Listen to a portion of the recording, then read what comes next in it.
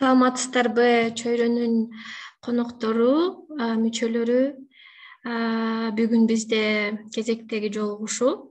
Эгерде чөйрөгө кошула элек болсоңуз, мен атайын QR код дайындап койдум. Оңой эле ушул экрандагы QR код аркылуу кошула алсаңыз болот.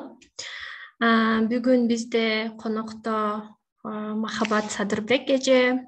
Махабат Садырбек эже ар түрлүү тилдеги монографиянын, ар кандай темадагы илимий макалалардын жана рецензиялардын автору болуп эсептенет. Азыркы тапта Германияда эмгектенет. Бүгүнкү темабыз канча тил билсем, ошончо кишимин. Махабат эже жөнүндө мен изилдесем аябай сонун макалалар бар экен. Эң кенен жазылып, кенен айтып берген өзү жөнүндө Кажы Кожо подкастында айтып бериптирсиз, сонун сүйлөшүп турсуңар. Шилтеме ыңгайсыз болуп калат деп, бул жакка дагы QR код дайындап койдум. Азыр кирип көрсөңүздөр болот. Өзүңүздөргө сактап алсаңыздар болот. Анан дагы айта кетчү нерсе, Махабат эже биздеги чөйрө кеңешинде бир нече долбоорлор менен иштейт. Караанга көптөгөн макалаларды жазган. Эгерде ким Караан деген эмне кызык болсо, ошол шилтеме аркылуу сайтына кирип, Махабат эженин макалалары менен таанышып чыксаңыздар болот. Ошондой эле жакында эле болуп өткөн Швейцарияда болуп өткөн чөйрө форумунда дагы эң негизги ролдорду аткарып, уюштуруучулук алып баруу, ошонун баарына катышты. Саламатсызбы, Махабат эже? Эң биринчиден эле ошол болуп өткөн форум жөнүндө сөз кылып, анан биз эже менен сүйлөшкөнбүз. Бүгүн өзү жөнүндө айтып бербейт. Бүгүн өзүнүн методдору жөнүндө айтып берет. Өзү жөнүндө кенен маалымат алгыңыздар келсе, ушул QR код аркылуу кирип алсаңыздар болот. Же болбосо биз Instagram сториздерибизге эженин берген макалалары жөнүндө шилтемелер жүктөп коебуз. Саламатсызбы дагы бир жолу, Махабат эже? Өзүңүз азыркы тапта эмне менен эмгектенесиз? Анан чөйрөдөгү акыркы жаңылыктардан сүйлөшөлү. Форум кандай өттү? Ошондой эле чөйрөдөгү кандай долбоорлордо иштейсиз? Алып барып, анан айтып берип, анан өзүңүздүн негизги темабызга өтсөк. Сизге сөз. Арыбаңыздар, урматтуу жертештер, саламатсыңарбы мээрим. Чөйрөнүн негиздөөчүлөрүнүн бири болуп, анан кайра чөйрөдөгү сухбатка келүү өзүнчө бир керемет. Чакырганыңыздарга чоң рахмат. Чөйрө форуму абдан жакшы деңгээлде өттү. Муну биз жарым жылдан бери даярдап жүргөнбүз. Чөйрө азамат мындан 2 жыл мурун ошо чөйрө платформасын түзүп баштаганда, мен да ошо аны колдоп, көп тексттерди жазып, платформаны акырындап жандантып, кийин дагы көп тилектештер кошулуп, Жылдыз академиянын долбоорлору кошулуп, аябай жакшы чоң площадкага айланып атат да, аянтча болуп. Анан ошо адамдар менен жолугушалы деп ойлогонбуз. Швейцарияда бирок тилекке каршы кээ бир адамдар шартка байланыштуу, географиялык алыстыкка байланыштуу келе албай калышты. Бирок бизге эл аралык уюмдардын жетекчилери, Кыргызстан активисттер,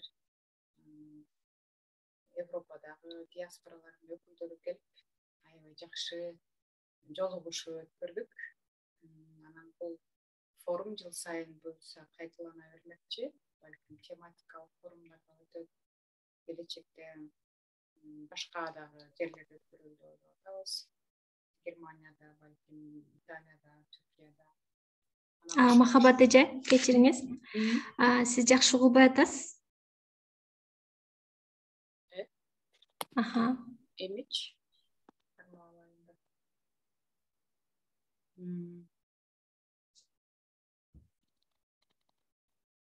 Эмичи башкалар Жакшы кылдыңыз. Эми жакшы кылдыңыз.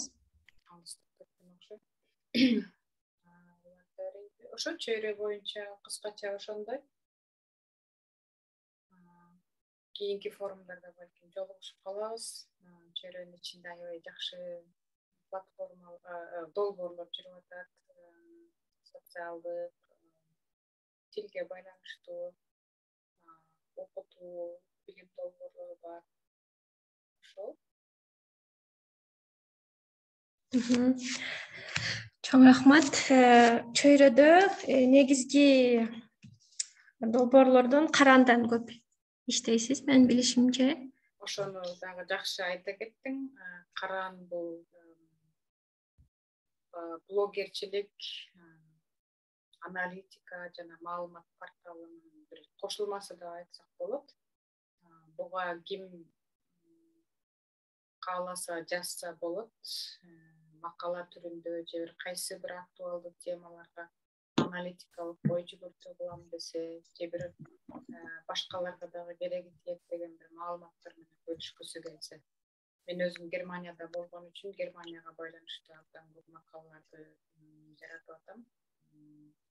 Бизден көп сурайт да, Германияга кантип жумушка барсам болот, кантип окусам болот, Ausbildung деген эмне, опера программасы деген эмне. Ошолордун баарын жыйнап, башкалар менен чогуу же болбосо өзүм деле решерша кылып жазып, окуп алсын. Ортодо ортомчулук кылганда агентстволор көп түз сөзүбүздөн да маалымат алсын деген максатта. Анан башка өлкөлөрдөн да чакырып атабыз. Италиядан жакында кантип легалдуу статуска ээ болсо болот, кантип иштеш керек, кантип жашаш керек, ушулар жөнүндө жазылат буюрса. Бул ачык платформа, ким кааласа жазса болот. Биз редакция кылып жакшылап бергенге аракет кылабыз. Анан экинчи максаты кыргыз тилиндеги контентти көбөйтүү, жакшы жазылган маалыматтарды чыгаруу. Рахмат. Сиз жай сүйлөп атасызбы? Биякта жакшы угулбай атабыз деп, жакшы угулбай атасыз деп жазып атышат. Мен азыр башка микрофонду алып көрөйүн да. Ошентип көрөбүз. Махабат эже келгенче Махабат эженин кенен өзү жөнүндө берген маегин ошол QR коддон кирип окусаңыздар болот. Аябай сонун кажы кужу подкастка өзү жөнүндө айтып бериптир. Анан дагы бир макалаларды окуп атып, Махабат эже ушунчалык патриот, өзүнүн эли жерине жардам жиберип турат экен да. Анан бир жерде окуп калганда өзү айтып берген экен. Угулдуңуз. Сөзүмдү бүтүп алайын. Жалпысынан 2000 тонна, кайсыл бир жылдары 2000 тонна. Жакшы угулдуңуз эми Махабат эже. 2000 тонна атайын жардам жибериптир да. Махабат эже алыста жүрсө дагы өзүнүн мекендештерин ойлоп, дайыма орусча помощь деп коебу, ушундай жардамдарды жиберип турат экен. Андан сырткары азыр өзүнүн оозунан угабыз. Мен угушум боюнча Махабат эже 8 тилди билет, анын ичинен 5 тилде макала жаза алат экен. Мен аябай ошон үчүн мен тандап алгам. Махабат эжени мен алып барайынчы, мен өзүнүн оозунан угайынчы, чын эле 5 тилде эркин жазып, канча бир тилде сүйлөй алабы деп аябай Европанын көп эле мамлекеттеринин тилдерин билет экен. Алар жөнүндө айтып бербейт азыр. Азыр болсо ошо көп тилдүүлүктүн методдору жөнүндө, анан кийин азыр өзү ошо докторлук иши бар экен, ошолор жөнүндө маалымат берип, анан кийин тил үйрөнүүдөгү же котормочулуктагы методдору жөнүндө айтып берет. Өзү жөнүндө кызык болсо, болдубу Махабат эже? Угулуп атамбы эми жакшы эле? Эми жакшы угулдуңуз. Чарбы эмне болуп атам? Мына эми жакшы угуп баштадыңыз. Тилдер жөнүндө сүйлөп баштай берелиби?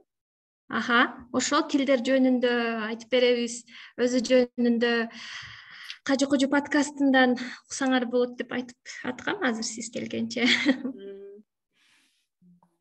Көп кишилерге ошо тилдерди кантип үйрөнүү кызык болсо керек. Ооба. Эң биринчи менин суроом, азыр эле айтып аткам да, сизге угулду угулбадыбы? Мен угушум боюнча сиз 8 тилди эркин сүйлөй аласыз, анын ичинен 5 тилде эркин жаза аласыз. Туура маалымат жеткирип атамбы? Мен өзүмдүн эне тилимен башка 9га жакын тилдерди үйрөнгөнгө аракет кылгам. Бирок айрым тилдерди аябай жакшы окуп, бирок такыр сүйлөбөйм. 10 жылга жакын болуп калды. Француз, голланд тилдеринде алардын мага кереги жок, колдонгонго дагы мүмкүнчүлүк жок. Бирок ал тилдерди китеп окуп, жазганга деле мүмкүнчүлүк жок. Сүйлөбөйм дагы ал тилдерди. Бардык тилдерди ар кандай деңгээлде билем. Баарын жакшы бир деңгээлде сүйлөш же бардык тилде жазыш кыйын эле. Ал шартка байланыштуу дагы, анан ишке байланыштуу деп айтмакмын. Анда башынан эле айта берейинби? Бул негизи мынча тилдин баарын окуйм же үйрөнөм деп деле максат кылган эмесмин. Бул жеке каалоолорго, айрым учурда анан максаттарга жана жашоо шарттарга байланыштуу болгон. Кээ бирлерин айтсам, анекдот сыяктуу угулушу мүмкүн. Анда башынан айта берейин, мен бир тилдүү эле чоңойгонмун, кыргыз тили менен эле. Кийинчерээк өспүрүм кезинде Бишкекке келип, Бишкектен албетте орус тилин сүйлөш керек болот, билиш керек болот. Анын үстүнө мен жогорку окуу жайда окуйм деген тилегим бар болчу. Анан орус тилисиз бизде кыйын го. Анан бир тилдүү болуп чоңойгон адам албетте 2-3 тилдүү чоңойгон адамдан бир топ баскычка артка турат. Анткени билингвалдуу же трилингвалдуу чоңойгон адамдарда кыргызча жалпак тил менен айтканда мээлеринде быржыктары көп. Анткени бул тил эмне тыбыш, тамга, сөз, сүйлөм, бул код сыяктуу ичинде аябай көп маалыматты камтыйт. Ар бир тил тилдин артында бир топ нерселер жатат. Бул маданият, кайсы бир элдин тарыхы, маданияты, үрп-адаты, каада салты, адабияты да. Анан ошол маалымат менен чоңойгон балдар тилдери дагы ийкемдүү, кабыл алуусу башкача болушат. Анан бир тилдүү адамга кийин тил окуу негизи эле кыйын болот. Анын үстүнө орус тилинде жашабагандан кийин орус тили аркылуу мен чет тилдерди окудум. Немис тилин окуйм деп өзүм кызыкчымын. Анан орус тили аркылуу мен немис тилин үйрөнө баштадым. Бир тилдүү болгондун минустарын айттым, бирок эгерде адам өзүнүн эне тилин аябай жакшы деңгээлде сүйлөсө, башка тилге деле бир кылдат мамиле кылат экен. Ошону өзүм байкадым. Мен бала кезимде Манас эпосу менен чоңойгом. Көп китеп окучумун. Эрте жашымда эле ошо мен чоң атам Азиз болчу көзү көрбөчү. Анан мен ага күндө Манас окуп берчүмүн. Ошол аябай баладагы мындай аң сезимди, анан фантазияны өнүктүрөт экен. Ошо талантты, анан кызыгууну да пайда кылган ошондон болду го дейм. Тилдерге, гуманитардык билимдерге. Ошол анан кийин немис тилин окуп баштаганда абдан оор болгон. Башка чет тил аркылуу чет тил окудук да, мындайча айтканда. Сырттан келгендер аябай эле кыйналган. Немис, англис тилин окуп атканда БГУда инфакта окугам. Анан башында азыркыдай интернет деле жок, ыкмаларды деле билбейбиз. Ар ким өзүбүз каалагандай ыкма жаратып алып окучубуз. Университеттеги курстар жетишсиз. Чет тилди үйрөнгөнгө. Анан мен бир адабий китепти алып эле ошонун ичин ачып, бейтаныш сөздөрдү жазып алып, тизмелеп, орусчага которуп, кээ бир билбеген сөздөрүмдү да кыргызчага которуп, анан жолдо жүрүп жаттай берчүмүн. Башында 12 микрорайонда отурчумун. Буга чейин барганча канча бир сөз жаттап, кайра келгенче канча бир сөз жаттап, анан башында бир жумада 50-60 сөз араң жаттасам, кийин эске тутуу аябай жакшырып калат экен. Жарым жыл, бир жылдын ичинде кээде бир күндө 30-50 сөздү, 30-дан 50 сөзгө чейин жаттай алчумун. Ошондой эле бир өзүмчө ыкма таап алып эле жаттап жүрүп, ошентип үйрөндүм. Кийин немис тилин аябай жакшы өздөштүргөн үчүн натыйжасында стипендия утуп алып Германияга кеткем. Мен 99-жылдан бери Европада жашап эмгектенем. Биякта болсо окуу толугу менен немис тилинде. Анан мен эл аралык мамилени да окугам. Ал жака барсам, лекциянын көбү, семинардын көбү англис тилинде экен. Немис тили аркылуу англис тилин үйрөнүүгө туура келди. Башында курстарга барчумун, бирок мен чыдамым көп жок курстарда отуруп. Мен батыраак сүйлөгүм келет, батыраак үйрөнгүм келет дагы. Баягы эле метод менен кайра адабий китепти алып алып, чоң ошондогу сөздөрдү алып чыгып, анан контекст боюнча дагы үйрөнүш керек. Ар бир сөздүн өзү эле жаттап алган жетишсиз. Ошол сөз кандай контекстте колдонулат.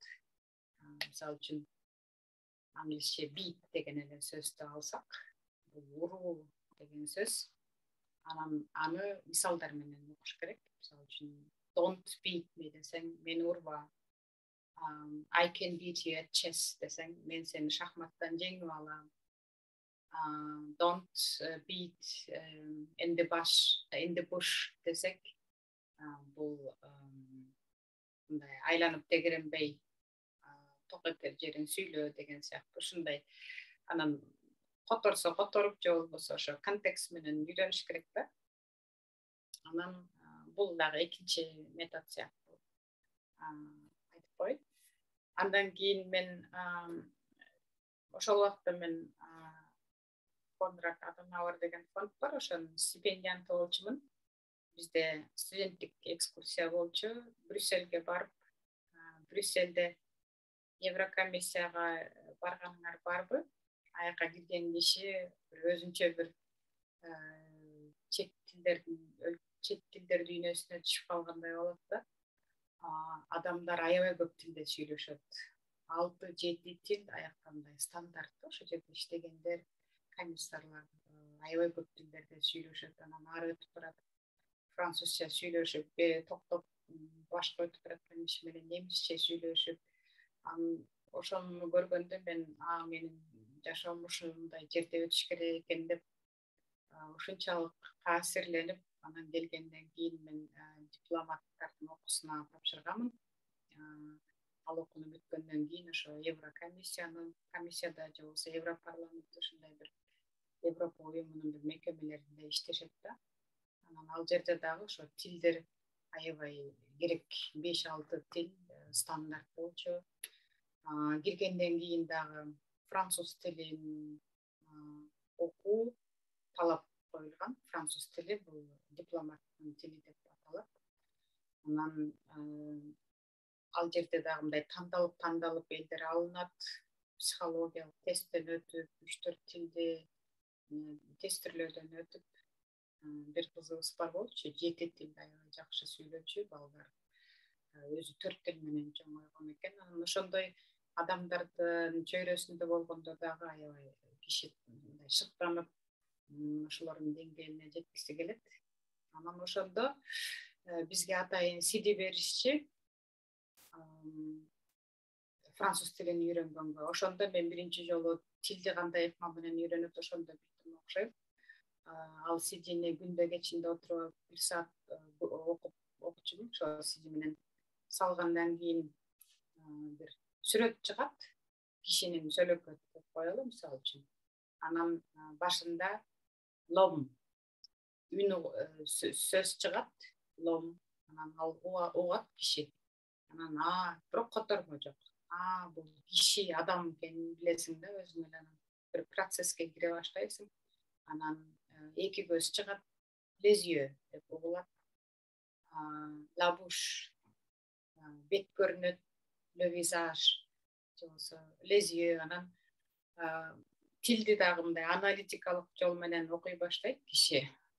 Бул, например, лөне мурундун сүрөтү чыгат, лөне деп турса, бирок жазылганы лө, анан не аягында цет бар да, бирок ал түшүп калат. Анан адам да ойлонот да, бул аяк жагы жок болуп калат. Же болбосо баш деген сөз la tete деп жазылат го. Ээси түшүп калат. Көптүктүр экенин биле баштайсың, лезиө дегенде. Башкаларда лө ла кетсе, тиякта ле с бар. Лезиө. Ушундай бир жакшы методду ошондо көрдүм. Анан аябай аракет кылып, бир жыл интенсивдүү француз тилин окугам. Кийин Брюссельге барып, эми французча аябай практика баштайбыз го десек, тилекке каршы Бельгияда эки этностук топ жашайт эмеспи? Валондар, фламдар. Анан университеттерде ошондой бөлүнгөн. Биз эки кыз барганбыз, аяктан фламдык бөлүккө түшүп калып атпайбызбы? Анан фламдык бөлүктө голланд тилинде болот бардыгы. Ал голланд тилинин диалектиси да, флам. Валондар болсо, французча сүйлөйт, аякка өтө албай койдук. Анан окуунун жарымысы англисче, жарымысы флам тилинде. Анан 3 ай интенсивдүү голланд тилин окуганга туура келди. Шеттен айтып атпайм, анекдот сыяктуу кээ бир нерселер. Анан аны окуп бүтүрдүк. Анан дипломатиялык чөйрөдө иштейм деп аябай акырткенен такетип жүргөм. Ага дагы кирдим, Еврокомиссияга. Бирок 3 айдан кийин ден соолукка байланыштуу жумуштан чыгып калдым. Менде жанагы кене чаккандан бери өзүмдө вирус бар, ал ошо жүлүнгө чабуул жасап, мен 2 жылдай баспай калдым. Анан айла жок, кайра Германия кайтканга туура келди. Анан жатып алып эмне кыласың, да тил үйрөнөсүң. Француз тилин аябай жакшы үйрөнүп кете албагандан фрустрация болуп, испанский окудум. Анан эмне кыларымды билбей отуруп алып, дипломдук ишимди кайра жаңылайын, жакшылайын деп мындай китеп жазгам, ыктыярчылык негизде. Анан мындан аркы айтчу, бул жөн эле жазган өзүм элечи, эчтеке даража анасы жок эле. Анан бирок айтайын дегеним, немис тилди чындап мен ошол китепти жазып атканда үйрөндүм. Адабий, илимий тилге ошо жазганда адам сүңгүп кирет экен. Анткени буга чейин маалыматты адам кабыл ала берет, анан кайсы бир деңгээлде сүйлөйт. Бирок адам продукция жасап баштаганда өзү өндүрүм деп коебузбу, ошондо изденип маалымат менен иштегенди, илимий тилди ошондо үйрөнөт экен. Анан бул мен үчүн мындай илимий чөйрөгө башпага турган бир нерсе болду, баскыч болду баштапкы. Андан кийин ошентип илимий чөйрөгө кирдим. Анан азыр илимий чөйрөдө көбүнчө англис тилинде, анан немис тилинде көп жазып, көп иштейм. Кыскача ошондой, өтө деле бир рецептим жок. Мен өзүм изденип эле анан аларды өзүмө ылайыктап жүрүп эле үйрөнгөм. Анан жанагы француз тилин үйрөнгөн жакма аябай натыйжалуу деп эсептемекмин. Анан ошого окшош эле метод катары айтмакмын. Тилди көрүп, угуп, анан контекстте үйрөнгөндөн эң жакшысы натыйжасы, андан чоң натыйжа болбойт. Ошон үчүн көркөм же документалдуу тасмаларды, мультфильмдерди субтитр менен көргөндө, анан ар бир ошо сүйлөнгөн тилдер бир контекстте болот да, адамдар урушат, же бир мамиледе, же бир тарыхый окуя жөнүндө болот. Ошондо аябай жакшы үйрөнөт кишилер. Ошон үчүн визуалдык жана аудиалдык каражаттарды көбүрөөк колдонуңуздар деп айтмакчымын.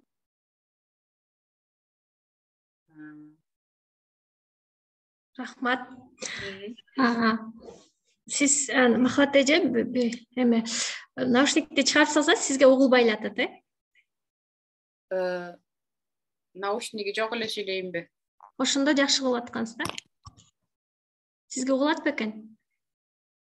Мен силерди укпай атам анда. Хорошо. Ошондо мен укпай калат экенмин наушнигим жок болгондо. Бардык тилдерди өзүңүзчө эле көбүнчөсүн өзүңүз аракет кылып эле, эч кандай репетитор, эч ким жок эле үйрөнгөн турбайсызбы? Ошондо тил үйрөнүүдө көбүнчө туруктуулукту талап кылат турбайбы? Бир нерсени ошо баягы бизде деле программалоо тилин үйрөнүп атканда туруктуулук керек дейт да. Күнүнө канча бир убакыт сөзсүз ошого көңүл буруш керек, ошону менен машыгыш керек. Ошондо гана сен чыныгы программчы болуп чыгасың. Себеби үзгүлтүккө учураганда эле сенин баягы эмнени үйрөнгөнүң ошонун баары учуп кетет депчи. Анан мен угуучуларга сурооңуздар болсо жаза бериңиздер. Анан сиз азыркы тапта иштеп аткан жумушуңуз Германияда жашап иштейсиз да? Ошол жөнүндө дагы бир айтып берип койсоңуз.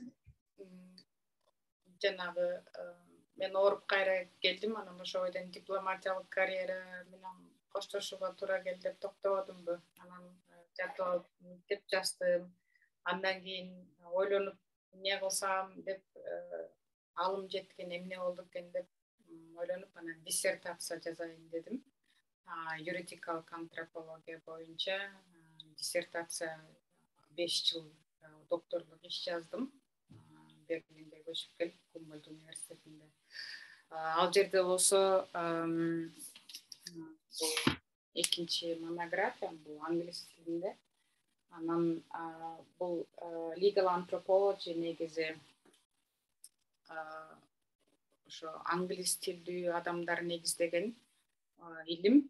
Анан өзүнүн тили да англис тили да, маалымат технология сыяктуу эле ошо юридикалык антропология бардык негизги илимий иштердин баары англисче. Анан мен англисче жактагам, англисче жазгам диссертациямды. Муну менен мен англис тилимди, илимий тилди аябай жакшы өздөштүрүп алдым да. Андан кийин акыркы 5 жылда Макс Планк илимий изилдөө борборунда постдокторлук долбоордо иштедим. Постдокторлук деп болот. Диссертацияны бүтүп доктор болгондон кийин дагы бир илимий изилдөө болот. Ал жерде дагы аябай көп тилдүү адамдардын чөйрөсүндө болдум. Ар кандай тилдерде сүйлөшө беришет, бирок көбүнчө англисче, анан немисче.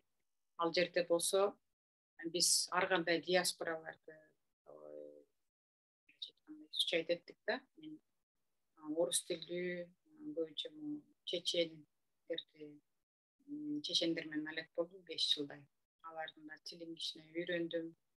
Анан алардын ошо жанагы адат деп коет го, салттык, укуктуулук, үрп адаттары ошолорду юридикалык контекстте изилдедик.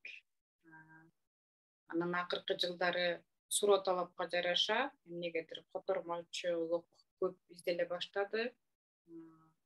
Кыргызстандан белгилүү көркөм тасмалар, документалдуу тасмалар Германияга келип, алардын баары которулушу керек.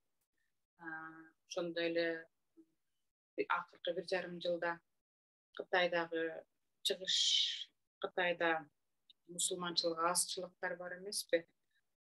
Казак, уйгур тилдүү ошолор тарбиялоо лагеринде отурушуп, Анан алар чыккандан кийин алардан көргөзмө алышат, журналисттер, эл аралык укук коргоочулар. Анан аларга дагы алар менен маек тестимони деп коет, ошолордон маек алып, анан котормочу керек болуп, ошо казак тилинде көп адамдар экен. Ошолордун ортосунда котормочулук кылып, анан азыр ошол жака көп болуп кеттим. Анын үстүнө илимий изилдөө долбоорум дагы бүттү. Анан өзүм дагы аябай кызыгып калдым. Саясий жолугушууларда дагы котормочулук кылып жүрөм. Кыргызча, немисче.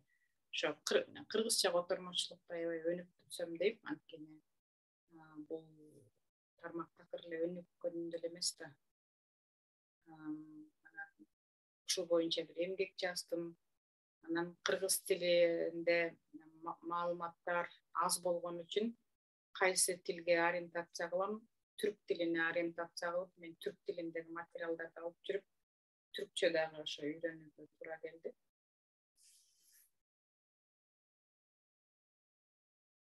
Рахмат. Азыр ортодо 2 суроо бар экен, ошого да жооп бере кетелик. Адинай деген айымыбыз бир убакта 2 тилди үйрөнүп жетсе болобу, же бир тилди жакшылап үйрөнүп алып, анан экинчисине өтүш керекпи деп суроо бериптир. Эми сиздин жеке тажрыйбаңызда кандай болду эле? 2 тилди үйрөнгөн оор, анткени бири менен алмаштырып алуу коркунучу бар. Сөздөрдү алмаштырып алса болот. Анан бир тил, ар бир тилдин мындай мээде өзүнчө орун алат экен. Өзүнчө тил сыяктуу тил болобу же кандай. Анан ошол бекемделгенден кийин экинчи тилди баштаган жакшы да. Алмаштырып өзүм мындай башаламан болбош үчүн. Анткени экөө тең эки башка адамга бейтааныш маалымат да. Анан анын артында дагы бир топ маалыматтар бар. Аны бир эле убакта кабыл алыш адамдын мындай мээсине мындай оорчулук жаратат. Ошон үчүн бир тилди жок дегенде бир кайсы бир деңгээлге чейин алып келип туруп, анан кийин жана B1, B2 деп коет го, B2га келгенде же C1 ошондо адамда кандайдыр бир ишеним пайда болот, ошол тил менен өзүнчө бир тил деп кабыл алып дагы калат.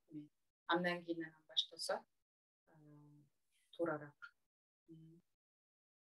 Бирок кээде эки башка структурага, эки тил үй бүлөлөрү бар го, славян тилдери, түрк тилдери деп эки башка бири-бирине окшошпогон тилдерди үйрөнгөн оңой деп да жүрүшөт, болот депчи. Бирок менде андай тажрыйба болгон жок.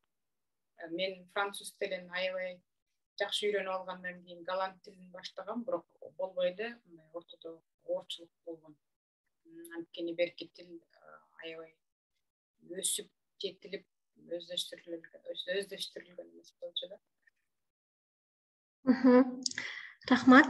Мен бир сыйра эскерте кетейин, жаңы кошулгандар болуп атат. Бүгүн бизде конокто Махабат Садырбек, ар түрлүү 5 тилде 5 монографиянын ар кандай темадагы илимий макалалардын жана рецензиялардын автору.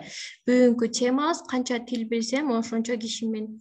Эгер бүгүн Махабат эже тил үйрөнүү методу жөнүндө гана айтып берип атат. Махабат эженин кандай Кыргызстандан баштап Германияга жана башка жактардагы өзүнүн тажрыйбасын жашоосун кененирээк Кажы Кожу подкастында айтып берген. Ушул QR код менен кирип, кененирээк маалымат алсаңыздар болот.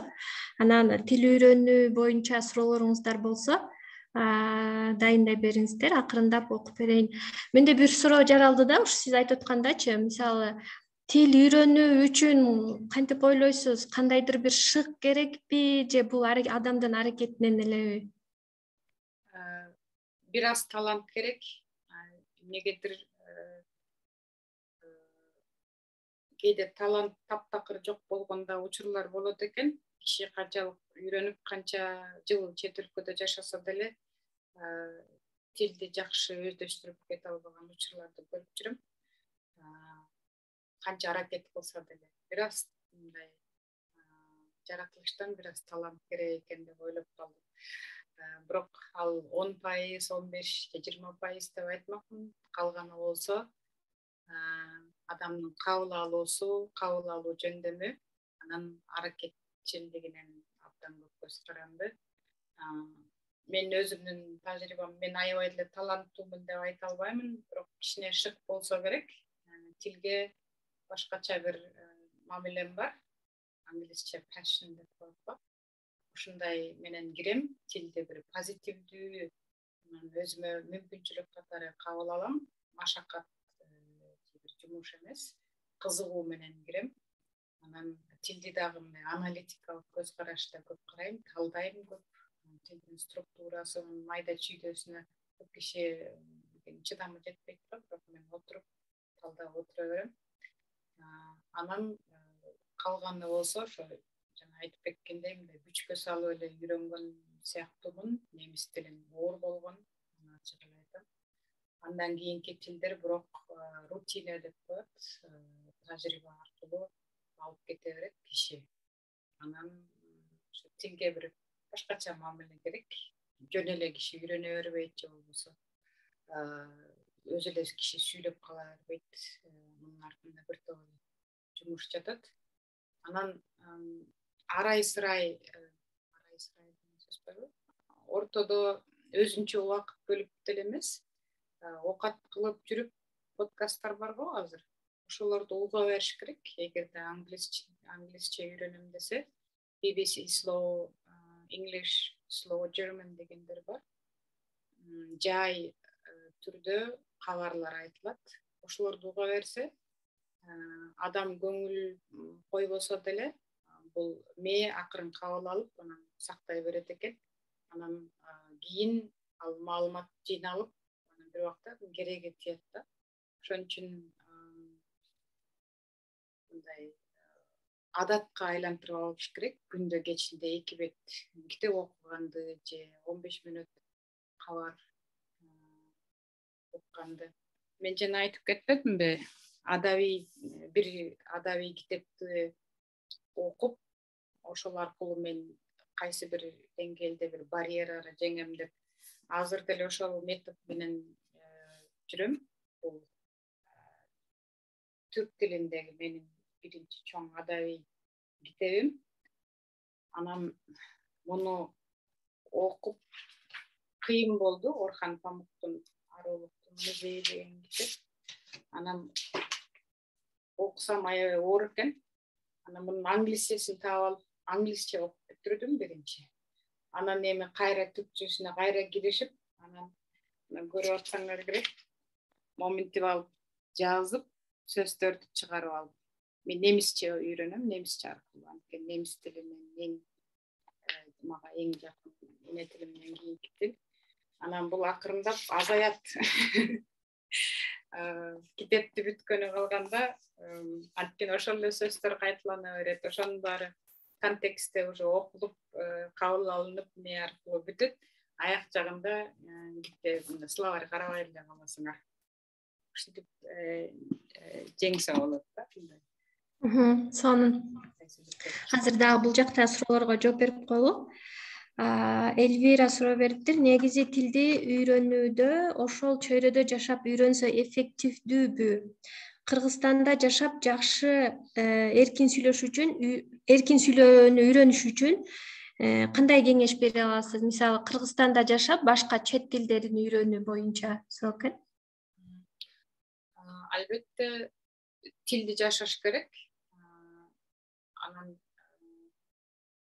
тилди колдоно албасаң, ал тил пассивдүү гана болуп калат. Менин француз тилим сыяктуу.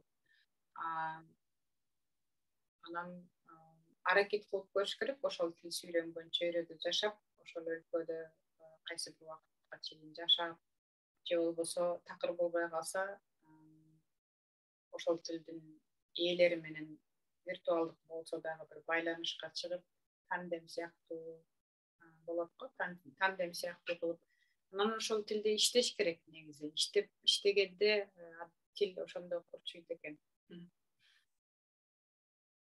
Мен ошо жана голланд тилди биз бат эле үйрөндүк, анткени 3 айда ошондой жатаканада флам тилдүүлөр менен жашагам.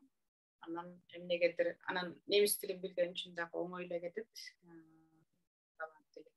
Анан бул ошол мендеги ошол практика болду. Чөйрөдүн ичинде үйрөнгөн тилди. Чоң рахмат. Сүйлөп, кезинде окуп, дискуссия кылып жарап калат киши. Ума деген суроо бериптир. Махабат эже саламатсызбы? Азыркы учурда кандай кесипти алып баруудасыз деген суроого Махабат эже жооп берди. Андан кийин Ринат, саламатсызбы Махабат эже? Тил үйрөтүүчү Duolingo жөнүндө уктуңуз беле? Ушул сыяктуу үйрөтүүчү тиркемелер жөнүндө оюңуз кандай? Мен да ушул суроону берейин деп аткам. Бул жактан берип калышты. Ушундай атайын тил үйрөтүүчү тиркемелердин канчалык деңгээлде жардамы тиет деп ойлойсуз?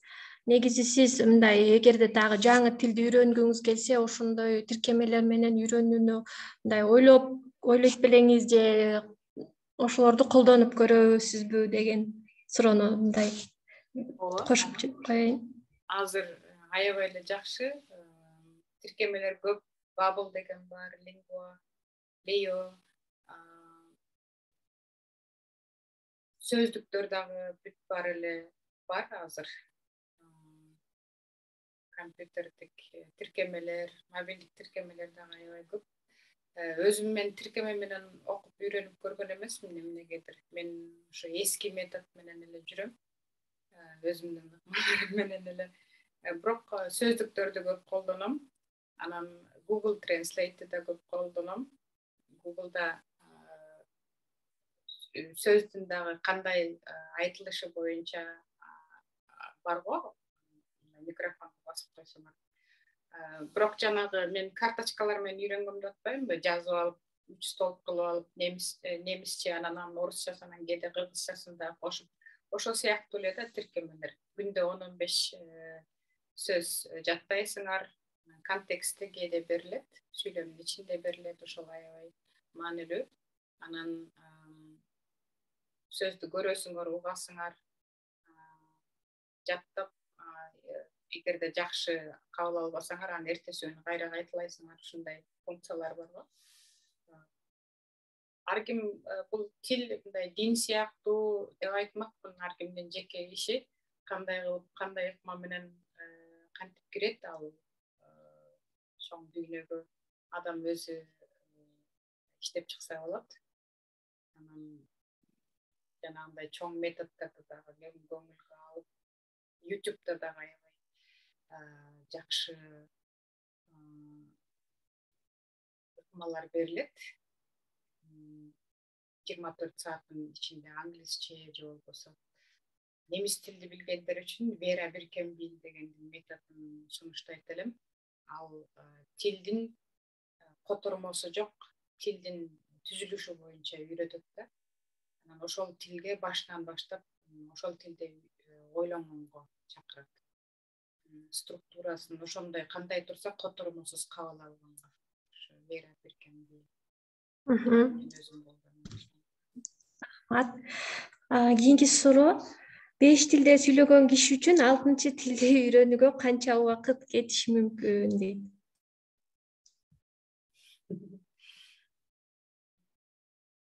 Бул бир аз таланттан көз каранды, анан күнүнө канча саат ошого жумшайсыңар.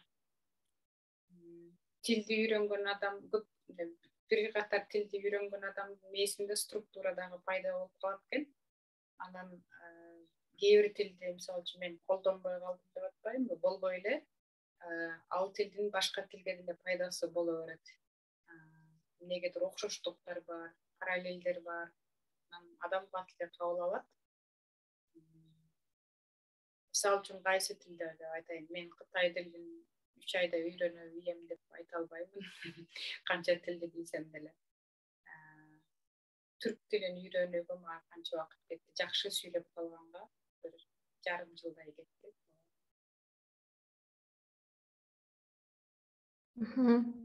Рахмат. Андан кийинки Бактыгүлдөн суроо экен. Өзүбүздүн арабызда практика үчүн сүйлөгөндөн тартынып ката кетире аламбы деп анча сүйлөбөйбүз. Чет элдиктер менен ката кетиремби деп коркпойм. Бул боюнча сиздин оюңуз кандай дейт. Анан дагы бир суроосу бар экен. Тилди оор, анан оңой деп мындай үйрөнүү жаатында суроо берген окшойт. Бөлөсүзбү дейт. Ооба, тилдердин түзүлүшүнө жараша тилдер аябай оор тилдер бар.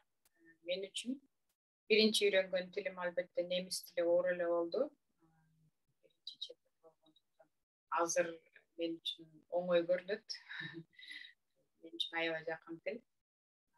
Анан бул жерде орус тили жана француз тили деп айтмакмын. Эки тил абдан оор. Бизге дагы жат окшоштуктары жок. Сүйлөгөнү башкача, жазылганы башкача. Орус тили кыргыз тилдүүлөр үчүн аябай эле алыс тил. Эмне үчүн бирок орус тилде сүйлөп кетүү аябай күтүлөт. Бизден деди таң калыштуу нерсе. Аны нөлдөн баштап дагы окутуу бизде азыр кандай билбейм, бирок бизде Бишкекке келесиң, анан элдин баары сенин сүйлөп кетишиңди күтүшөт да. Анан ката кетирсең, мындай кыргызыктай кабыл алышат. Бул туура эмес нерсе. Анткени бул таптакыр эле алыс тил. Сөздөр жанагындай аягында мүчөлөр аркылуу жакталат. Структурасы такыр башкача. Бул тилди деле кадимкидей эле чет тили сыяктуу үйрөнүш керек да. Анан бул тилди жашабаган киши жөн эле сүйлөп кете албайт. Ага түшүнүк менен мамиле кылыш керек деп ойлойм. Азыр кандай экенин билбейм. Орус тили окутулабы? Азыр деле анча мынча айылдан келгендер туура эмес сүйлөп алса ошондойлор болот, бирок андайлар аз. Анан Фатима деген да суроо бериптир. Жерге кошумча кылып эмнегедир мен немис тилди батыраак үйрөнүп кеттим. Анткени немис тилде баарыбыз бирдей болчубуз. Анан орус тилде менде деле барьери бар болчу. Анткени жанагындай бир түшүнүксүз реакция кылгандар үчүнчү. Анан Германияга келгенде мен аябай өзүмдү жакшы сезгем. Булар мактап ката кетирсең оңдоп коюшат.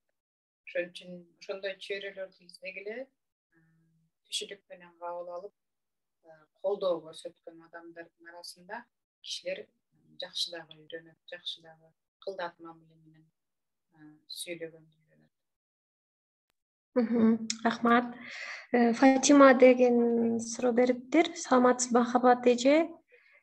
С1 деңгээлин канча ай жылда жетсе болот деп атат. Бул С1 деген немец тили жөнүндө болуп атса керек, э? Бул европалык же дүйнө жүзүндөгү деле стандарт го. А1, А2, Б1, Б2, С1, С2. Бир жылда үйрөнсө болот. С1ге жетсе болот. Эгерде интенсивдүү үйрөнсө, интенсивдүү дегенде кандай? Күндө 1 саат же болбосо 2 күндө 1-2 саат. Анча деле эртеден кечке деле үйрөнүп кереги жок. Бирок 3 айда А1ге жеткендер бар, 6 айда А2.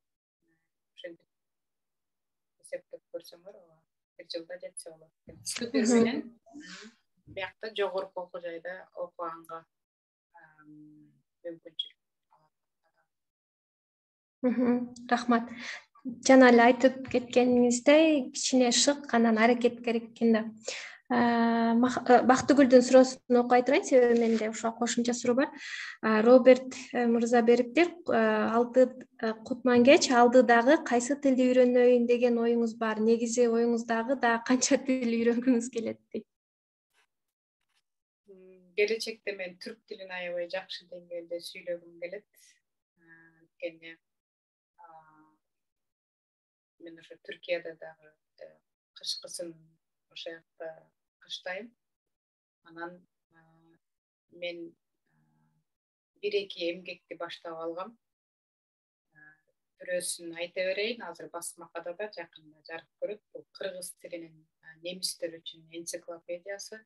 мен ошол тилди ошол эмгекке жазыш үчүн 300 бир канча бет түрк тилин үйрөндүм деп атпаймынбы, түрк тилинин грамматикасын жалгаштырып, негизи эреже жазып чыгыш аябай оор го. 2010-жылы Герман консулдугуна иштейм деп бара жаткан, Кыргызстанга бара жаткан бир адамга Германиянын мидинен кыргыз тил бер деп калган. Барып сабак берейин десем, китеп жок. Анан кайсалап тияктан издеп, бияктан издеп, өзүм оюман чыгарып, эрежелерди түзүп, анан ошол китепти жазып, 10 жылдай жаздым. Анан эми ошол китепти жазып жүргөндө мен өзүмдүн баягы студент кезимди эстедим да. Кыргыз тилинен тике кайсы тилдерди үйрөнө алабыз? Азыр түрк тилин эле үйрөнө алып коюшубуз керек. Болбой эле орус тили аркылуу кетет болуш керек. Же китептер барбы? Менин билишимче, чейинки маалыматыма караганда андай жок. Ошон үчүн мен немис тилинин толук грамматикасын кыргыздар үчүн жазгым келет, кыргыз тилинде. Ошон үчүн азырынча тил деле окуйм деген ниетим жок, бирок ошо түрк тилин жакшы билгим келет. Башка ошо кыргыз тилинде котормочулук өнүккөн эмес. Ооз эки жана жазма котормочулук, ошол боюнча мен бир аз ыкмаларды, колдонмо китептерди жазсам дейм. Менин билишимче деле кыргыз тилинен түз синхронный англис тилине бар болуп калды го азыр. Анан түрк тилине бар, бирок немис тилине жок, башка тилдерге жок. Бирок түрк тилинде аябай жакшы, түрк тили негизи Германияда аябай жакшы өнүккөн. Дүйнө жүзүндө деле синхрондук, последовательный перевод ушулардын баары ишке ашат. Ошолорду жазууга мага түрк тили керек болот. Сон ошол чындыгында бизде кайсыл бир чет тилин үйрөнүү үчүн сөзсүз баягы орус тилин билүү керек да. Мен сиз менен баарлашып атканда ушул жөнүндө айтып бергениңизде анча маани бербептирмин. Азыр айтып берип атсаңыз, чындыгында ушул проблема, ушул көйгөй бизде бар.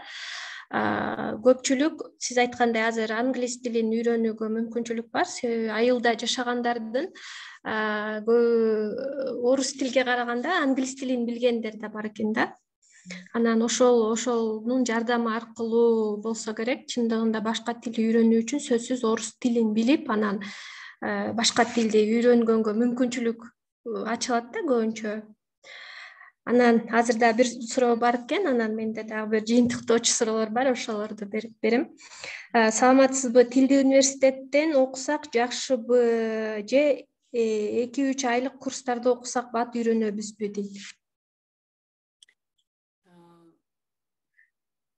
Тил жана башында айтып кеттим, бул жеке иш.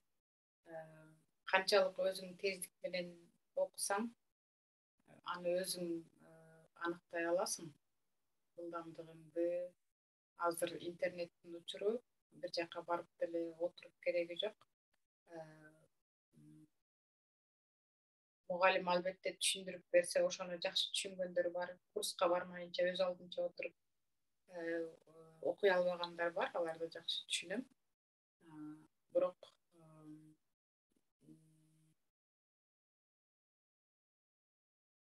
IT сыяктуу эле ар бир нерсенин университеттин дагы өзүнүн терс жана оң жактары бар. Курстардын дагы пайдалуу, пайдасыз жактары бар.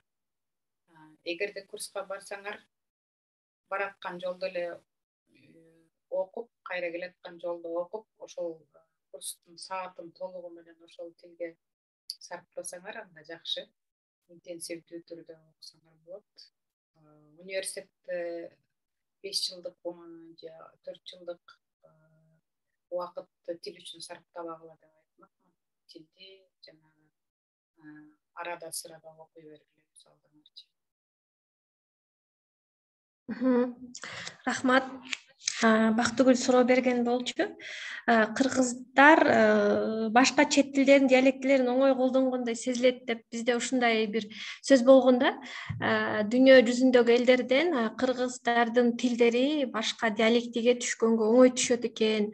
Мисалы орус тилине болобу, англис тилине болобу. Мисалга алсак, кошуна эле мамлекет Өзбекстан же болбосо ушул сыяктуу мамлекеттерде орус тилди деле жакшы билгендер кандайдыр бир орусча акцент деп коебу, ушундай менен сүйлөйт, бирок кыргыздар тили так чыгат баардык тилдерде деген деп айтып калышат да. Ушуга сиздин оюңуз кандай?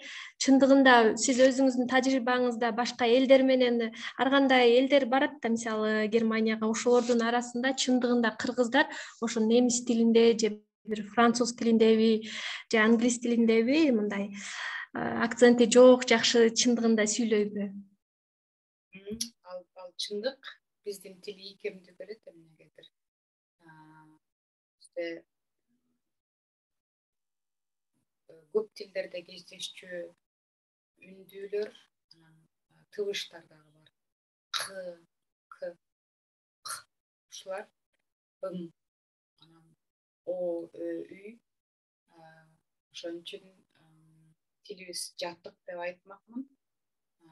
Чын эле казактар менен кыргыздар орус тилинде сүйлөгөндө акцентсиз сүйлөй алышат, аябай таза сүйлөгөн деңгээлге жете алышат. Германияда деле ошол сыяктуу кыргыздарда барьера көп жок. Ың немис тилинде дагы бар. Сүйлөгөндө жагымдуу угулат. Орустар сүйлөгөндө, орустар оозун ачканда эле же славян тилиндеги сүйлөгөндөр дароо эле билинип калат да. Өөнү ё деп айтышат. Үйүнү ю деп айтышат, ушундай. Мүсен, көнен деп айтышат да. Кыргыздар болсо так айта алышат. Мүсүн, көнен деген.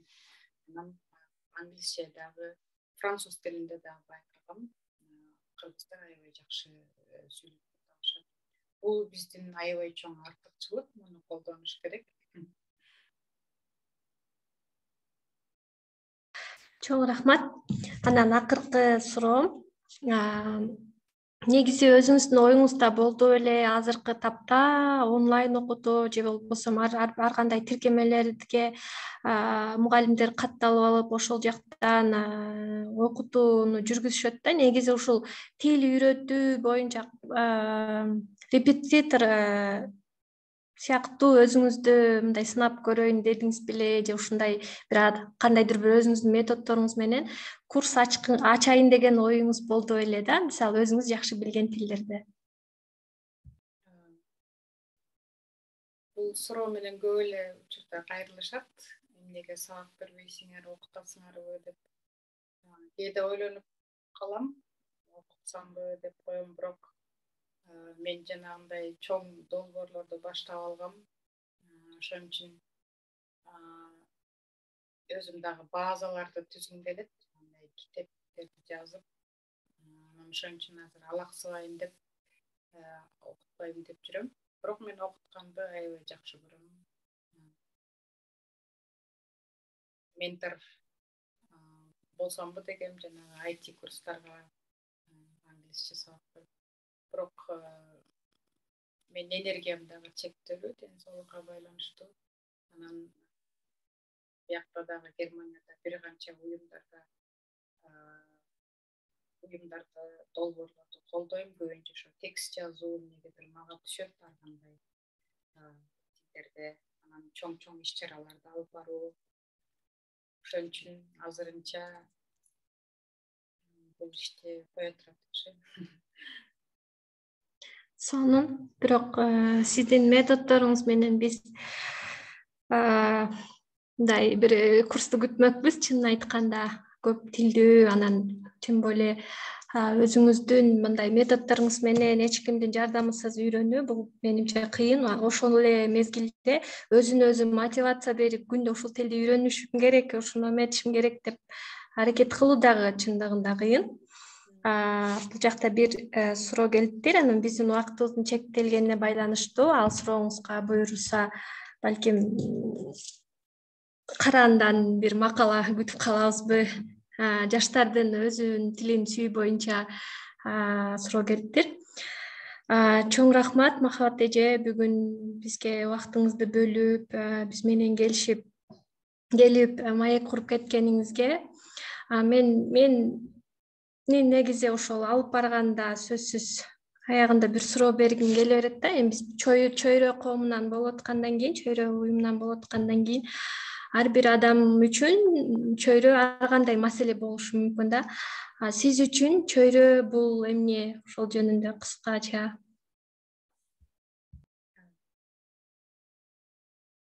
Чөйрө бул тилектеш адамдардын бири бири менен жолугушуу үчүн аянтчасы. Тексттерин өзүм да жазгам да. Ошондо эле кайталап калат окшойм. Бирок ар бир адамга өзүнчө чөйрө керек. Эмне үчүн чөйрөдөн көз каранды деп айтабыз? Балдардын өсүшү, аң сезимдин жетилиши, кулк мүнөздүн калыптанышы чөйрөдөн абдан көз каранды. Кандай жакшы чөйрөдө чоңойсоң, ошого ылайыкташасың. Ошол чөйрөнү кийин курганга аракет кыласың. Мен айтып атпайбы, дипломатиялык чөйрөдө, анан илимий чөйрөдө болдум деп.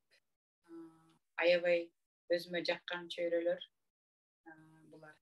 Анан абдан жакшы адамдарды, жөндөмдүү, жан дүйнөсү кенен адамдарды жолуктум. Анан ошондой чөйрөнү дагы биз өзүбүзгө курсак, бири-бирибизге колдоо көрсөтсөк, идеяларыбызды чогуу ишке ашырсак, жакшы албашууларды жасасак, жакшы иштерди ишке ашырсак дейт. Ошон үчүн ошондой чөйрөлөр керек. Рахмат Махабат эже, аябай сонун маек берип кеткениңиз үчүн чоң рахмат. Өзүңүздүн кеңештериңиз менен бөлүшүп кеткениңиз үчүн чоң рахмат. Бүгүн бизде конокто Махабат эже болду. Көп тилдүүлүк жөнүндө сөз кылдык. Махабат эженин берген маегин сөзсүз угуңуздар. Бул код аркылуу кирип, бүгүнкү темабыз канча тил билсем ошончо кишимин деген темада сүйлөштүк. Андан сырткары Махабат эже чөйрөдө аябай активдүү иштейт. Ошол эле Караан деген биздин долбоордо көптөгөн макалаларды жазган. Балким дагы көп макалаларды күтөбүз деген үмүттөбүз. Канча тил билсем ошончо кишимин деген макалам бар. Ошону дагы көрсөтө кетсеңер, ошол жерде дагы тилдин, көп тилдүүлүктүн маанилери жөнүндө айтып берем, жазып кеткем. Ал шилтеме менен бөлүшкөнбүз биз. Сөзсүз чөйрөнүн жаңы катталуу, биздин маекке жаңы эле кирген